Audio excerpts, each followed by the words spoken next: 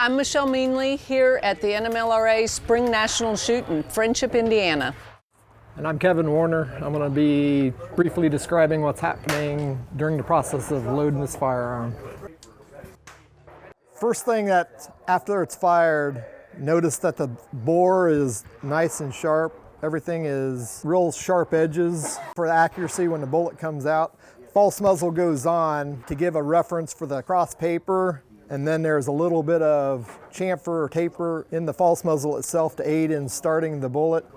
Bullet will start halfway down the false muzzle by finger pressure, so you can start it aligned initially. It's important for cleaning to be consistent shot to shot, so 1, 2, or 3 wet ones down it. Same number of strokes up and down, consistency between cleaning.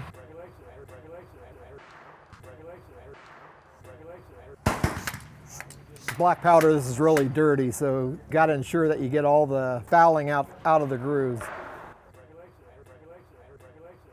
So the first one comes out really dirty.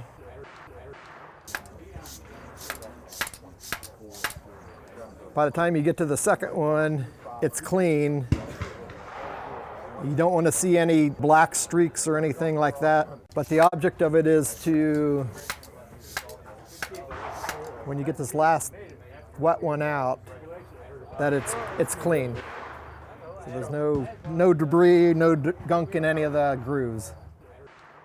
Then you follow it up with a dry one to condition the bore with the same moisture content from breech to muzzle. So you're just dragging all that moisture and drying it. So the bore's conditioned now. Loading drop tube goes in. That's just so powder grains don't stick to the inside on the rifling. As you're dropping it down, it's all going down to the breech. Powder charge is weighed prior to it within 1/10 of a grain. Plastic wad. Part of this taper so everything can get started down into the false muzzle, so you're not fighting anything right at the muzzle. 2 cross paper patches. The poly side, you can see that it's shinier. The paper side is abrasive, so poly towards the bore. Index mark on the bullet. Same orientation, usually towards the loader, so it's consistent. And then you've got the index mark on the piston starter. Plus there's an index mark on the piston itself. Start the bullet the same down the bore each time.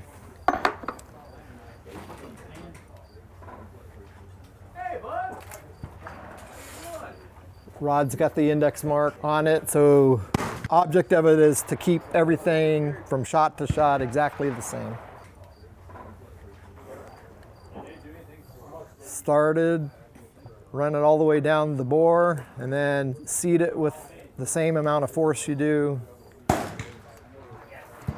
Some people use 2 fingers, 4 fingers. Some people put quite a bit of force on it, but whatever works. The rifle will tell you. Remove the false muzzle. That completes the loading. Then it goes to the bench. When the rifle's on the bench, the front muzzle rest is aligned on the bench the same way. There's a guide strip. Ensure that it's placed on the same position on the bench between shots, and then a little stop up front for the same reason. So everything's placed on the bench. You're leaning on your stool off the bench, it's exactly the same position between shots.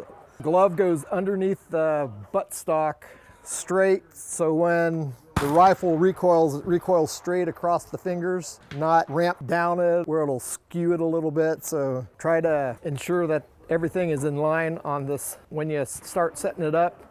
Shoulder pressure into the rifle the same, straight. You don't want to try to steer the rifle.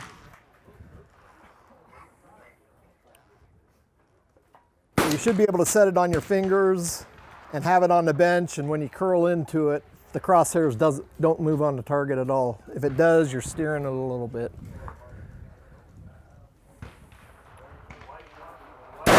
Line it up and squeeze, and should be an X.